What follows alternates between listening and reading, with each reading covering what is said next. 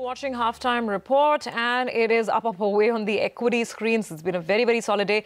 It is now time to talk about how the commodity markets are faring. And by the way, for us, the big Q is crude oil, and prices there are still elevated. We're looking at levels of almost 67.5 on Brent oil as we speak. Himanshu Gupta of Globe Capital joins in with some commodity ideas.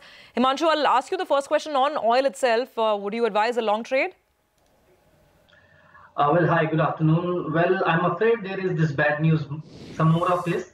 I think the chart is suggesting some more upside for the oil prices. The way the prices have recovered after slipping to 54, 55 for the WTI variety, I think there is a decent possibility that the prices can surge to $59 and $60 for the WTI. As far as the levels on the MCX are concerned, I think there has been a strong buying seen from the levels of 3,800, and prices are decently holding on to 4,000, 4,050 range. So from a trading perspective, I would recommend to go long from current market price for a target price of 4150 to 4200 and maintain a stop loss below 4000.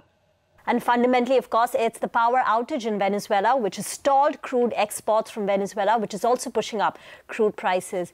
What would be the strategy that you recommend on gold, Himanshu?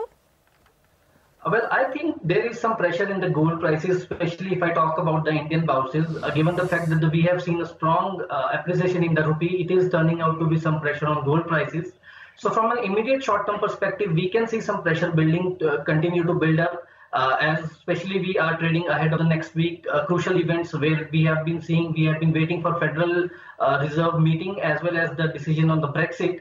But I think in the immediate short-term prices can slip to 31,700, 31,800. So from an immediate short-term perspective, one can remain short for, with a stop loss above 32,100. But from a medium to long-term perspective, I think the decline toward 31,700, 31,800 should be used as a long-term buying opportunity, as we still continue to believe that this year gold is likely to perform.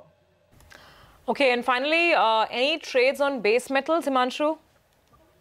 Well, absolutely yes. I think copper is one counter that's looking strong to me. On the LME, if you see, there has been a strong consolidation above a very strong resistance of $63.50, $64 per metric ton.